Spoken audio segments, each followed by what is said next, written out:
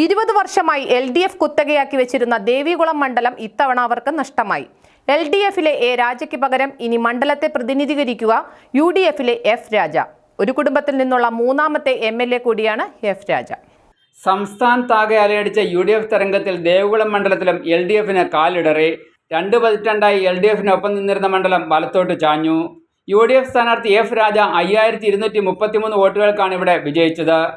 தேவிகுளம் சட்டமன்ற தொகுதி வாக்காளர் பெருமக்கள் என்னை ஜெயிக்க வச்சதற்கு எத்தனை ஆயிரம் கோடி நன்றி சொன்னாலும் தீராது. என்னுடைய நன்றியை தெரிவித்துக் கொள்கிறேன்.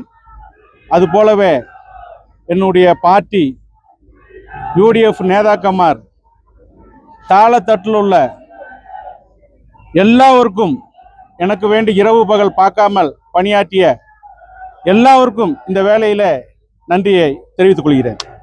50,590 വോട്ട് F രാജയും 45,357 വോട്ട് LDFിലെ അഡ്വക്കേറ്റ് A രാജയും 15,032 വോട്ട് NDAയിലെ S രാജേന്ദ്രനും കരസ്ഥമാക്കി. മണ്ഡല രൂപീകരണ ശേഷം LDFും UDFും മാറി മാറി കൈവശം വെച്ച മണ്ഡലമായിരുന്നു ദേവികുളം. എന്നാൽ 2006 മുതൽ മണ്ഡലം LDFിന്റെ കൈവശമായി. എന്നാൽ ഇത്തവണ 20 വർഷങ്ങൾക്കിപ്പുറം UDF മണ്ഡലത്തിൽ വിജയക്കൊടി പാറിച്ചു. തെരഞ്ഞെടുപ്പ് പ്രഖ്യാപനം മുതൽ ത്രികോണ മത്സരം പ്രവചിച്ച സംസ്ഥാനത്തെ മണ്ഡലങ്ങളിൽ ഒന്നുകൂടിയാണ് ദേവികുളം. 2006 മുതൽ LDFിനെയും CPMനെയും പ്രതിനിധീകരിച്ച S രാജേന്ദ്രൻ ഇത്തവണ BJPയിലെത്തി സ്ഥാനാർത്ഥിയായാണ് മത്സരിച്ചത്. 2021 തെരഞ്ഞെടുപ്പിനെ അപേക്ഷിച്ച് നില മെച്ചപ്പെടുത്താൻ ഇത്തവണ NDAക്കായി.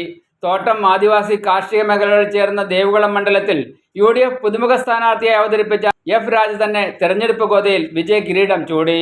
News bureau, Munnar.